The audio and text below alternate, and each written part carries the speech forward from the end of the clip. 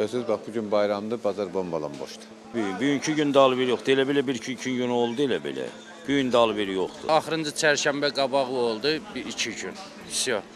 Ondan sonra alver yoxdur. Nə əvvəlindən, nə indi. Bazarlarda durğunluq yaşanır. Satıcılar deyirlər ki, bayram günü olsa da alver edən yoxdur. Lakin alıcı olmasa da tərəvəzlərin qiymətlərində enmə müşahidə edilmir. Elə bir amına qaban ətədin dedilə, biraz göy biber qalxıb.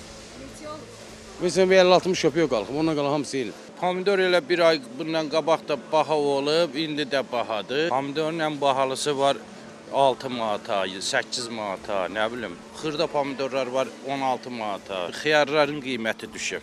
Xiyar 2 manata var, 1.80-da var, 1.50-yə var. Göyərtilərin qiyməti 10-a, 15-ə, 20-yə.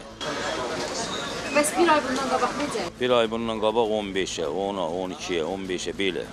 Bəzi satıcılar isə bildirirlər ki, bayram günləri ilə əlaqədar məhsulu çox gətiriblər. Alıcı olmadığından indi hamısı piştaxtalarda və ambarda qalıb. Gələn yox, gedən yox. Qalıb belə də, aldığımız maldır deyək. Bayram ərəfəsində almışıq, yığılıb qalıb, sata bilmirik. İlin bu vaxtında üzüm 1 manat 52. Qiymətlərdə bir fərq yoxdur. Bayram bazarıdır da, bir baladana biraz oyan-boyan olur. Bizdə qiymətlər elə eyni qiymətlərdir.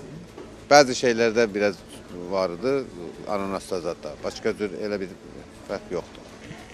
Aşağı idi, indi bir balaca yuxarıdır.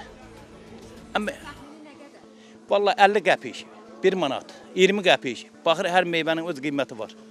Hansı meyvələrdə əsasən belə qalır? Ancaq nardır, bir də qızıl əhmədidir. Qalan almaların hamısı eyni qiymətdir. Satıcılar onu da əlavə etdilər ki, meyvə-tərəvəz əsasən bölgələrdən gətirilir. Hazırda bazarda xarici məhsul çox deyil. Fidan Əsədli, Zöhrab Şirinov, Xəzər xəbər.